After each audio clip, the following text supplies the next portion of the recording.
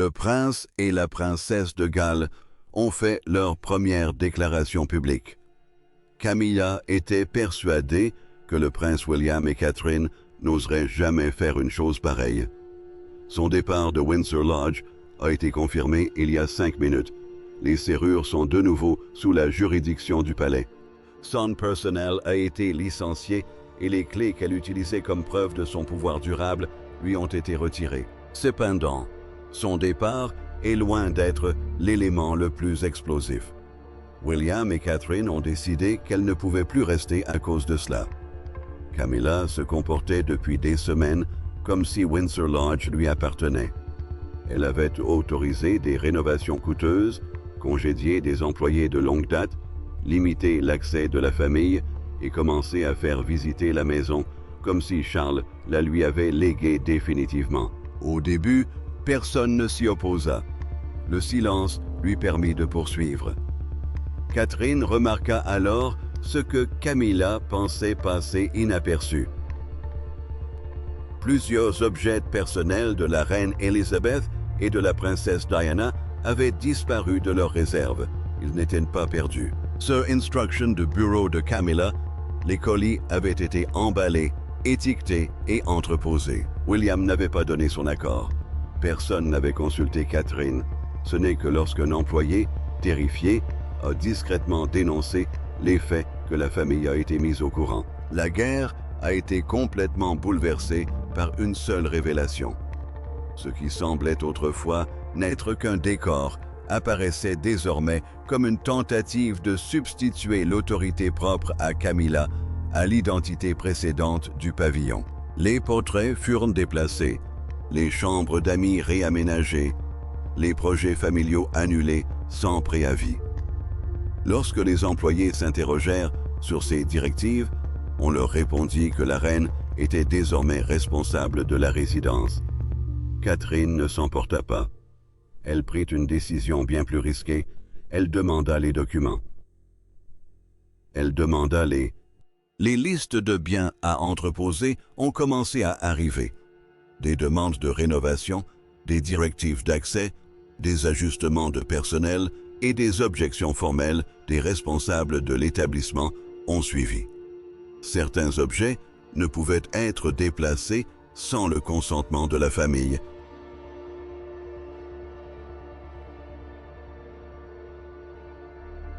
Selon un avis, cet avertissement a été envoyé au bureau de Camilla. Néanmoins, le déménagement a eu lieu. William entra alors en scène. Il découvrit qu'une boîte scellée contenait un objet lié à Diana qu'il supposa avoir été mis à l'abri à son insu. Pour William, il ne s'agissait plus d'une simple querelle de meubles ou de pièces de monnaie. L'affaire mettait à l'épreuve les limites de l'autorité de Camilla, le protocole du palais et la mémoire familiale. Il attendait une réponse unique. Qui avait émis la dernière directive? Un assistant subalterne n'était pas le dernier élément de la documentation. Après être passé par le bureau privé de Camilla et avoir surmonté 2 objections, elle avait abouti à une série de directives considérant Windsor Lodge comme son domaine personnel. Le fait que des ressources royales aient été utilisées pour promouvoir des modifications non approuvées était encore plus préoccupant. Cette révélation plaçait Camilla dans une situation qu'elle ne pouvait justifier ni par la formalité ni par le prestige. Bonjour à tous. Pensez-vous que c'est une bonne chose que William et Catherine aient enfin confronté Camilla? Si vous êtes d'accord, merci de l'indiquer dans les commentaires. Franchement, si vous adorez William et Catherine, mais que vous continuez à regarder sans vous abonner, vous contribuez à dissimuler ces histoires. Si vous pensez que Camilla n'aurait jamais dû être autorisée à utiliser Windsor Lodge comme sa propre propriété, abonnez-vous, cliquez sur « J'aime » et partagez cette vidéo. Malgré tout, Catherine s'efforça d'empêcher que le différend ne soit rendu public. Dans un message privé, elle demanda à Camilla de suspendre les travaux de rénovation, le temps que la famille examine la situation, de restituer les objets qui avaient été emportés et de lever les restrictions d'accès. La réponse de Camilla fut glaciale. Elle affirmait avoir désormais le contrôle de Windsor Lodge. Catherine ferait mieux de se concentrer sur sa propre maison. Camilla ignorait l'ampleur des dégâts causés par cette réaction. Afin d'éviter l'humiliation de Charles et la division de la famille, Catherine l'avait approché en privé. Camilla a rejeté sa demande et s'est en tête au lieu de faire marche arrière. Quelques jours plus tard, le lodge était désigné comme la résidence permanente de Camilla dans de nouvelles instructions. Une autre visite familiale a été annulée et des membres du personnel supplémentaire ont été redéployés. Toutefois, des preuves sont nécessaires pour établir la permanence de cette situation. Les responsables du palais s'attendaient à trouver une concession officielle, un avenant au bail ou une directive écrite de Charles. Lorsque William a exigé les documents originaux relatifs à l'occupation du palais, aucun n'a été trouvé. ILS ont découvert un accord conditionnel, subordonné au consentement familial continu et à un usage approprié de la maison. Une phrase du texte avait échappé au bureau de Camilla. Bye. L'accord pouvait être révoqué en cas d'abus des ressources, du personnel ou des biens royaux. William et Catherine avaient cessé de se demander si Camilla était allée trop loin à la fin de la soirée. Ils s'apprêtaient à le prouver. Catherine avait rassemblé tous les avertissements, factures, listes de stockage et avis d'annulation d'accès dans un seul fichier. William a demandé un examen approfondi. Par ailleurs, les autorités avaient déjà commencé à se pencher sur la clause qui pourrait retirer à Camilla sa résidence, alors qu'elle continuait d'agir comme si personne ne pouvait l'expulser de Windsor Lodge. La première réaction de Catherine fut la prudence plutôt que la vengeance. Elle choisit la voie de la discrétion car elle était consciente de la facilité avec laquelle un différend privé pouvait se transformer en spectacle public et que Charles serait pris entre deux feux dès que Camilla se sentirait menacée. Un message a été envoyé demandant une discussion discrète à l'abri des employés, des caméras et des murmures qui fusaient déjà dans les couloirs de Windsor. La réunion fut de courte durée. Catherine a d'abord brandi les objets manquants. Elle a précisé que plusieurs objets ayant appartenu à la reine Élisabeth et à la princesse Diana avaient été déplacés sans autorisation et que l'accès de la famille commençait à être perturbé par les changements de personnel. Elle a simplement demandé que ces déplacements soient suspendus le temps que William et l'administration de la Maison royale puissent examiner la situation. Elle n'a proféré aucune accusation ni menace. Camilla n'a pas cédé. Elle a répondu avec l'assurance de quelqu'un qui pensait que le problème était déjà réglé, selon d'autres personnes impliquées dans la conversation. Elle affirmait avoir désormais le contrôle de Windsor Lodge. Elle prenait les décisions concernant les embauches et supervisait les travaux de rénovation. Camilla estimait que Catherine ferait mieux de se concentrer sur sa propre maison et de cesser de s'immiscer dans des affaires qui ne la concernaient plus. La température de la pièce fut modifiée par cette phrase. Afin d'éviter tout embarras, Catherine était intervenue dans la conversation. Camilla interpréta cette retenue comme un signe de faiblesse. Aucune excuse n'a été présentée pour les objets retirés, aucune considération n'a été manifestée pour les membres de la famille concernée, et rien n'indiquait que les modifications seraient réexaminées. Catherine a plutôt reçu un avertissement présenté comme un licenciement. Prenez du recul pour éviter d'envenimer davantage la situation. Catherine, cependant, ne céda pas. Les restrictions se durcirent au cours des jours suivants. Une visite familiale prévue des semaines auparavant fut annulée brutalement. 2 employés de longue date furent informés que leur poste était réévalué. Les invités privés de Camilla furent logés dans une suite qui avait auparavant servi aux réunions de famille. Bien que les noms appartinrent à des personnes qui entraient librement dans le lodge depuis des années. De nouveaux employés commencèrent à vérifier les noms à l'entrée. Le message était clair. Avant même que quiconque puisse remettre en question son autorité, Camilla avait pris les rênes. L'atmosphère était tendue et empreinte de méfiance, selon un employé.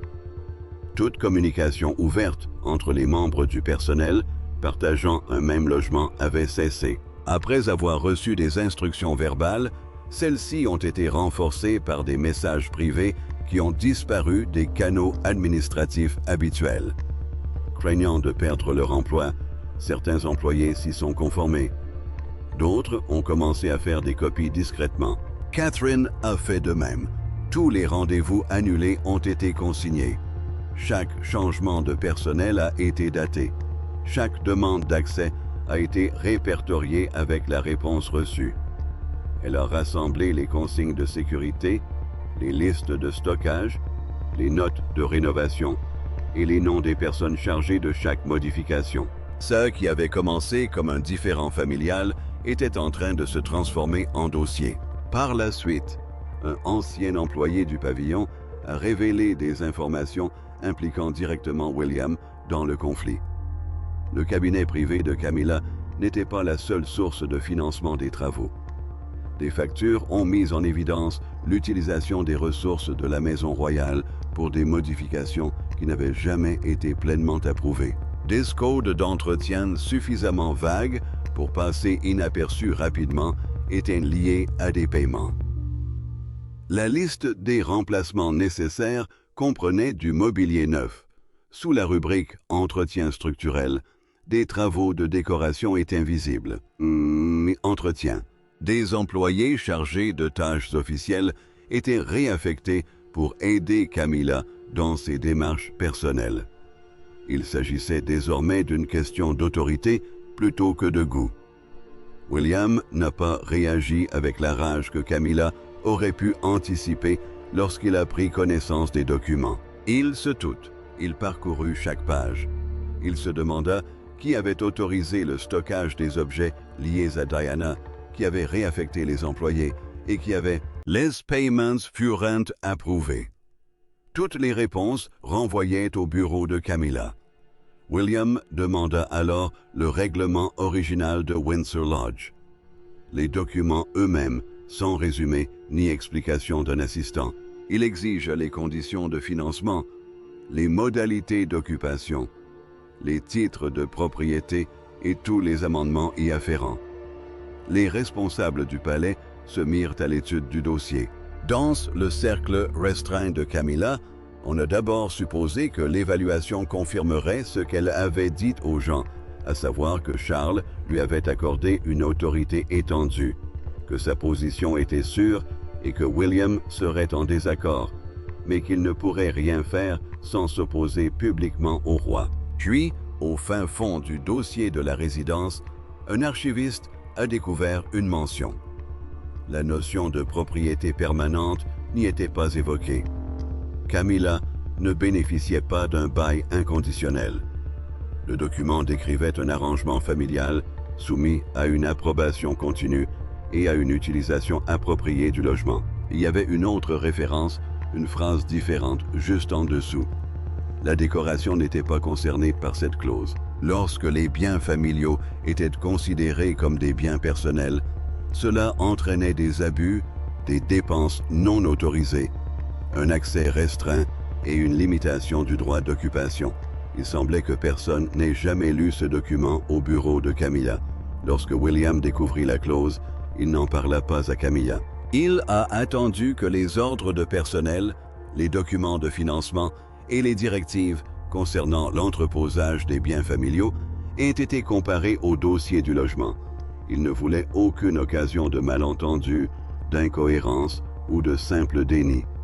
Il en avait déjà assez vu au moment où la réunion a été programmée. Camilla pensait que la conversation porterait sur le protocole lorsqu'elle est entrée. William a précisé qu'il s'agissait de comportement. Un par un, il lui a présenté les documents. Les rendez-vous annulés, le personnel redéployé, les frais de rénovation, les restrictions d'accès et l'ordre d'entreposage des biens de Diana. Il posa alors la question qu'elle avait éludée. Pourquoi en avait-elle le droit? Camilla ne fournit aucun document en réponse. Elle a répondu en fournissant des informations sur la situation. Elle a affirmé que Charles n'avait aucune objection aux modifications, que le personnel comprenait sa position et que le logement était mis à sa disposition. Cela lui suffisait. Chaque fois qu'elle changeait de chambre ou remplaçait un membre du personnel, le consentement du roi n'avait pas besoin d'être consigné.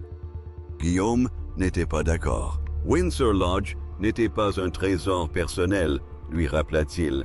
Il contenait des objets protégés, des dépenses officielles, l'histoire familiale et des accords entre plusieurs familles. Les conventions écrites ne pouvaient être effacées par une simple compréhension verbale. Déplacer quoi que ce soit en rapport avec sa mère sans l'en informer était également inacceptable. Camilla changea alors de stratégie. Elle fit remarquer à Charles qu'il serait embarrassé si l'affaire était davantage traitée. Toute divergence publique concernant le pavillon de chasse donnerait l'impression que le roi était incapable de gérer sa propre maison. Cela ferait les gros titres, attiserait les hostilités et soulèverait des questions quant à savoir qui détenait réellement le pouvoir à Windsor. L'avertissement fut retenu. William comprit. La famille évita un incident en cédant. Il serait tenu responsable de l'avoir provoqué s'il persistait. Il poursuivit. William exigea que toutes les décisions prises depuis que Camilla avait commencé à utiliser le lodge comme domicile soient réexaminées. L'examen de l'occupation, de la sécurité, du personnel, des dépenses, de l'entretien, de l'accès des clients et du retrait des effets personnels était la directive donnée aux responsables. La réputation seule ne suffirait pas. Des preuves étaient nécessaires pour chaque allégation. L'enquête portait principalement sur Catherine.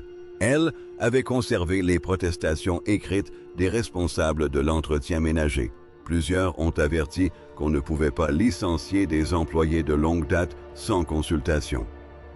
D'autres ont remis en question l'utilisation des comptes de maintenance pour des changements personnels. Une communication demandait au bureau de Camilla de reporter le transfert des effets personnels jusqu'à ce que leur statut soit vérifié. La réponse fut concise.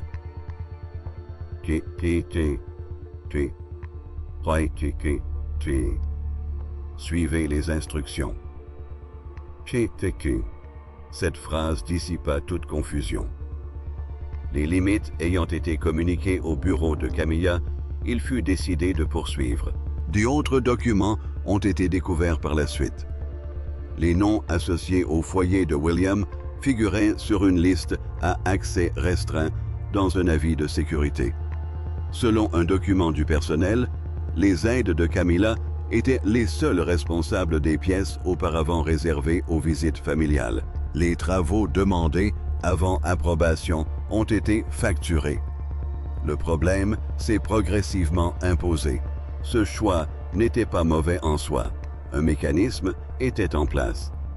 Un administrateur présent lors d'une précédente réunion de planification a fourni un témoignage très pertinent. Camilla avait parlé du lodge comme si tout était immuable. Elle avait évoqué la mise à jour des effectifs, les nouvelles dispositions prises pour les clients et les hébergements qui ne sont plus disponibles pour un usage familial partagé. Un conseiller a déclaré que personne ne s'opposerait à la reine lorsqu'on lui demanderait si une autorisation permanente avait été obtenue. Cette conviction a servi de base au plan. Il a été contesté lors de l'examen mené par William. Bonjour à tous. Si vous pensez que William et Catherine sauront perpétuer l'héritage de Diana et de la reine Elizabeth, alors montrez-le. Cliquez sur « J'aime ». J'aime, activez les notifications et abonnez-vous. N'hésitez pas à laisser un commentaire. Oui. Ceux qui pensent que leur comportement ne devrait jamais être remis en question ne profitent que de l'indifférence et du refus de les soutenir. Racontez cette histoire à quelqu'un qui pourrait soutenir William et Catherine. À l'issue de l'enquête, les autorités sont parvenues à une conclusion à laquelle Camilla ne s'attendait pas. La propriété, qu'il s'agisse d'un bail à long terme ou d'une donation royale illimitée, ne garantissait pas sa position à Windsor Lodge. Elle avait été autorisée à y vivre tant qu'elle respectait la vocation familiale du lieu et qu'elle l'utilisait de manière appropriée. De plus, les contrats autorisaient le ménage à intervenir en cas de violation de ces conditions. William demanda une dernière confirmation. Il avait besoin d'être assuré que la clause pouvait être mise en œuvre sans l'approbation de Camilla ni la rédaction d'un nouvel ordre par Charles. La réponse arriva le soir même. C'est possible. Cependant, cela a également mené à une autre constatation. D'après le dossier de Catherine, Camilla avait été avertie à 3 reprises avant le début de l'évaluation. À chaque fois, il lui était précisé que son pouvoir était soumis à des conditions. Tous l'avaient supplié de changer d'avis. Elle n'en avait tenu aucun compte. Au palais, la question de savoir si Camilla avait mal interprété l'accord n'était plus à débattre. Il s'agissait désormais de déterminer comment gérer une personne qui, malgré les avertissements et la conscience du danger, avait persisté. Le dossier trié de William n'était plus une simple liste de problèmes. Il était devenu le plan d'action de Camilla, qui avait consolidé son pouvoir décision après décision, tandis que son entourage croyait à tort qu'une tierce personne avait donné son accord. Catherine rangea les éléments. Les plans des salles sont arrivés en premier, suivis des plannings du personnel et des registres de stockage. Viennent ensuite les consignes de sécurité, les factures de maintenance et les communications détaillant la résolution des objections. Aucune réponse. Rejeté, ignoré. William fut immédiatement attiré par une photo. Avant le début, elle montrait un salon. Plusieurs objets de famille manquaient dans la même pièce sur une seconde photo prise quelques jours plus tard. Busty Down. Tissintissa. Les nouveaux meubles étaient déjà là. Au-dessus de la cheminée se trouvait un portrait tout neuf. La pièce semblait désormais être occupée plutôt que partagée. C'était le but recherché. Les modifications suivaient un plan bien défini et n'étaient pas le fruit du hasard. La priorité était accordée aux visiteurs privés de Camilla. L'accès était géré par ses assistants. Les employés, qui travaillaient auparavant pour le personnel de la maisonnée, ont été redéployés depuis des postes importants. Les objets ayant appartenu aux générations précédentes étaient dissimulés. À chaque modification, le pavillon ressemblait de plus en plus à une extension de sa cour privée plutôt qu'à une maison familiale. À cet instant, Catherine comprit quelque chose. Camilla n'avait pas exprimé de frustration en disant qu'elle se concentrait sur sa propre maison. Cela reflétait un plan préétabli. William et Catherine étaient contraints de quitter une maison sur laquelle Camilla voulait avoir un contrôle total et non pas simplement accepter une décoration modifiée. Un employé de longue date, resté silencieux jusque-là, a fourni le témoignage le plus convaincant. Il était présent lors de l'établissement des premières directives de stockage et avait constaté l'inquiétude croissante des employés les plus anciens. Personne n'est renoncer à un poste occupé depuis des décennies ni se rebeller contre la reine. Cependant, une instruction paraissait trop importante pour être négligée. L'ouvrier en avait conservé une copie. Elle était signée. L'accord stipulait que le transfert devait être terminé avant la prochaine visite familiale prévue et imposait le retrait de plusieurs objets protégés. Le respect des délais était crucial. Cela prouvait que le déplacement des objets n'était pas dû à des réparations urgentes. Avant que William et Catherine ne puissent voir ce qui se passait, ils furent transférés. Catherine découvrit alors l'avertissement qui y était apposé. 2 jours auparavant, l'avertissement avait été envoyé. Il précisait qu'aucun transfert ne devait avoir lieu avant que la propriété et les droits de la famille n'aient été vérifiés et que les documents requis devaient être consultés. Puis vint l'ordre de les retirer. Le cabinet de Camilla était au courant. L'argument final plausible, selon lequel le désaccord était dû à une confusion, a été réfuté par cette constatation. La directive a été émise suite à une explication écrite du risque. Elle n'était pas passée inaperçue dans un bureau surchargé de travail. L'environnement de l'équipe d'examen a changé. Les fonctionnaires, jusque-là circonspects, commencèrent à parler plus franchement. Le pavillon était considéré comme une propriété privée. La transition avait été facilitée par des ressources royales. L'accès à la famille était interdit. Des restrictions écrites étaient en vigueur. Néanmoins, les délégués de Camilla firent une dernière tentative de défense. Ils affirmèrent que Charles avait donné son consentement verbal. Cette affirmation fit entrer la procédure dans sa phase la plus délicate. Les autorités ont cherché des preuves pour étayer leur dire. Un mandat royal, une lettre signée, une modification de bail, une note du secrétaire particulier du roi, ou simplement une entrée de journal attestant de la discussion sur une autorité permanente. Rien n'était présent. Il est possible que Charles ait autorisé Camilla à utiliser le pavillon. Cela ne signifie pas pour autant qu'il en devienne propriétaire. Il est possible qu'il ait su qu'elle souhaitait des changements. Cela ne prouvait pas qu'il avait consenti à ce que l'accès de sa famille soit restreint, que les fonds du ménage soient utilisés ou que des biens protégés soient confisqués. Les conditions convenues par écrit ne pouvaient être modifiées par des paroles prononcées en privé. William s'est alors demandé s'il serait possible de mettre fin à l'occupation sans engager une nouvelle bataille constitutionnelle.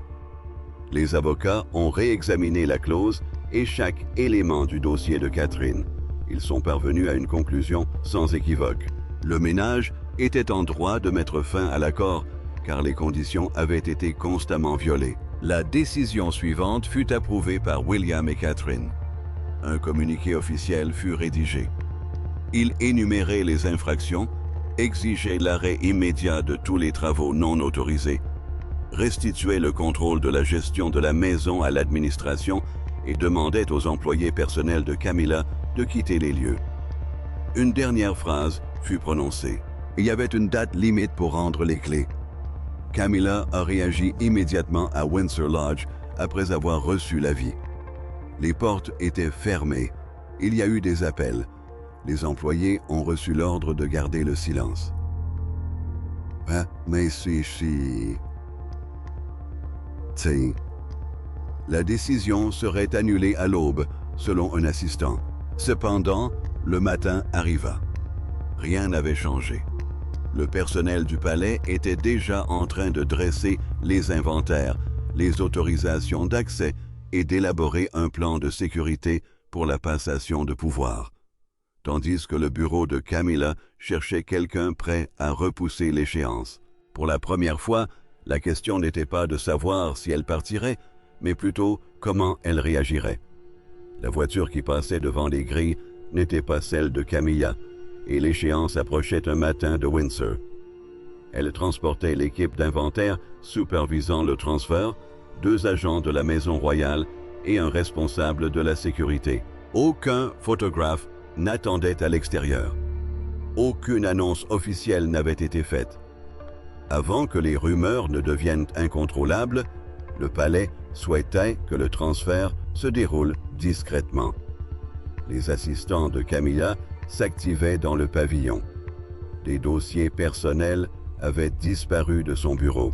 L'escalier principal servait à transporter les housses à vêtements. Des photos encadrées, enveloppées dans du tissu, étaient placées à côté de boîtes étiquetées.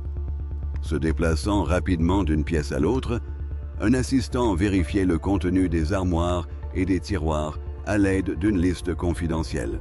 Avant que Camilla n'ait terminé sa conversation avec Charles, une autre personne se tenait à la porte et demandait qui avait autorisé l'entrée des autorités.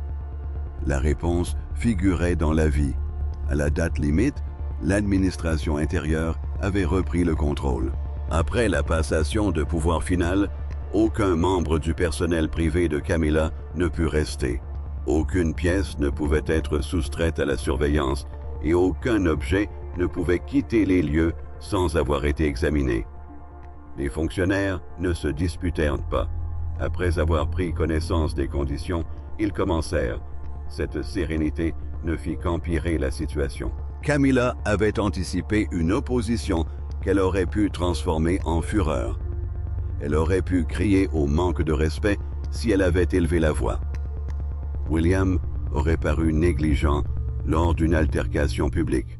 Au contraire, chaque action était mesurée, chaque case était enregistré. Une authorisation écrite était requise pour ouvrir chaque porte. Elle n'avait rien de dramatique à contester, compte tenu de la procédure.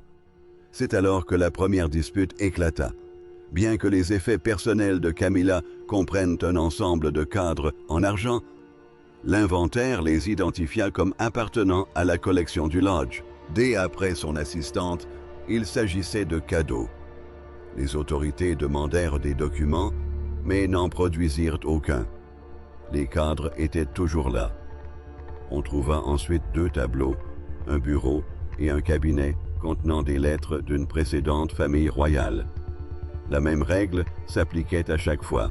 Les biens familiaux ne pouvaient être déplacés, mais les biens personnels le pouvaient. La frontière que Camilla avait ignorée était rétablie pièce par pièce. Catherine et William n'étaient pas là. C'était intentionnel. Camilla n'a pu procéder au transfert en privé en raison de leur absence. Cependant, chaque document sur la table portait leur autorité. Le schéma avait été établi par les archives de Catherine. La clause avait été déclenchée par l'examen de William.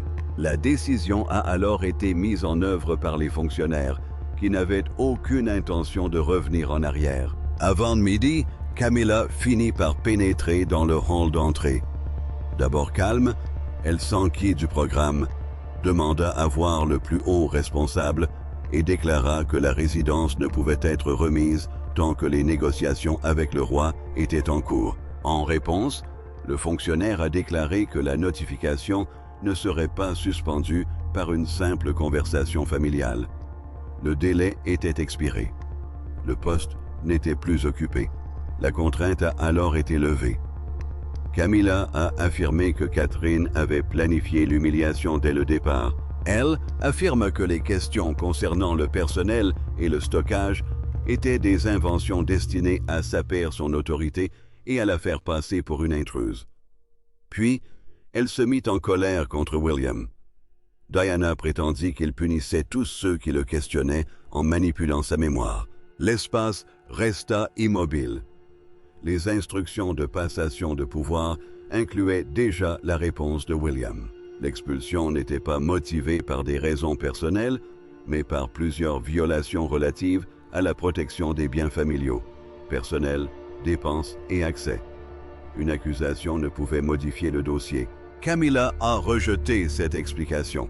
Elle a insisté pour que l'un des salons privés reste fermé jusqu'à ce que Charles prenne une décision à ce sujet. Son assistante, lui, a fourni une autre clé, mais a refusé de la ranger avec les autres.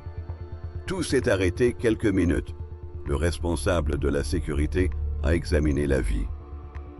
Le planning d'occupation complet a été communiqué par le haut fonctionnaire. Toutes les chambres du lodge étaient répertoriées. Aucune suite réservée, aucune exception privée, ni aucun droit d'accès résiduel après la résiliation n'était mentionné. Le dernier recours a échoué. Camilla a été informée que refuser le transfert équivalait à conserver la clé. Elle n'a pas été menacée par le fonctionnaire. Il annonça seulement la suite des événements. La pièce serait ouverte. Son contenu serait consigné et il serait noté que la clé n'avait pas été rendue de son plein gré. L'assistant se tourna vers Camilla. Elle hocha légèrement la tête. Ils déposèrent la clé sur la table.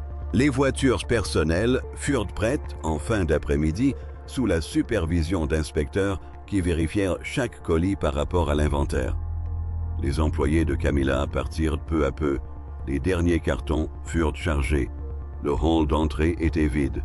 Une voiture s'arrêta aux grilles et s'engagea sur la route qui s'éloignait de Windsor. Le calme revint à l'intérieur. Cependant, le palais devait encore faire son choix. Les conseillers ne souhaitaient aucune confirmation publique. Ils pensaient que la famille laisserait l'histoire s'estomper en présentant le départ comme une simple relève. Catherine et William n'étaient pas d'accord. Trop de gens étaient déjà au courant. Il y avait trop de traces écrites. Un silence laisserait place à une autre version. Ils décidèrent de parler ce soir-là. Et ce qu'ils étaient prêts à vérifier rendrait difficile de dissimuler le départ de Camilla. Bien que William et Catherine aient choisi leurs mots avec soin, le sens était dur. Camilla n'était plus à Windsor Lodge. La demeure n'était plus sous la juridiction de son entourage. Les travaux non autorisés avaient cessé. Les clés avaient été restituées et l'administration du palais avait repris le contrôle de chaque compte et point d'accès. La nouvelle se répandit rapidement. Les employés du palais savaient ce que le grand public ignorait. Cette décision n'avait pas été prise de leur propre chef. C'est à l'issue d'une enquête que l'étendue des agissements de Camilla s'est révélée, persuadée que personne ne la questionnerait. Elle considérait la maison comme un bien définitif. Or, les documents prouvaient le contraire. William n'en fut pas ravi. Il ordonna le début des travaux de restauration. Chaque objet sorti durant le mandat de Camilla a été identifié par le personnel lors de la réouverture des registres des réserves. Ils se sont appuyés sur les anciens plans des pièces, les inventaires et les photographies. Le mobilier courant a été conservé séparément des objets ayant appartenu à la reine Élisabeth. Avant d'être restitués, tous les documents relatifs à Diana ont été comparés aux archives de William. De toutes les boîtes, l'une resta scellée plus longtemps. Elle contenait l'objet privé qui avait initialement entraîné William dans le conflit. L'étiquette indiquait qu'il était destiné à être transféré ailleurs, mais le couvercle était encore intact. L'objet aurait pu disparaître dans une vaste collection royale, loin du pavillon et inaperçu aux yeux de ceux qui connaissaient son histoire, si l'employé n'avait pas parlé. Catherine observa la restauration sans en faire étalage de triomphe. Pour elle, il ne s'agissait pas d'emménager avec une autre femme, mais d'établir des limites. La confiance ne pouvait servir à revendiquer un bien commun. On ne pouvait effacer les souvenirs de famille d'une pièce, car ils étaient source de malaise. Même lorsque la personne chargée de les évaluer portait une couronne, l'autorité exigeait des limites. La leçon a été consignée par écrit. Des contacts ont été établis avec les employés de longue date qui avaient été licenciés. Quelques-uns ont reçu des offres pour reprendre leurs fonctions précédentes. Le bâtiment principal a dû être reconstruit avec l'aide de tiers. L'autorité neutre en matière d'accueil des invités a été rétablie. L'autorité de décider quels membres de la famille pouvaient entrer fut retirée aux assistants privés. La victoire eut des conséquences, mais la loge n'était plus un prolongement du bureau de Camilla. Charles se trouva soudain confronté à des questions qu'il ne pouvait ignorer. Dans quelle mesure avait-il su si Camilla avait utilisé son nom parce qu'elle pensait que personne ne lui poserait la question directement?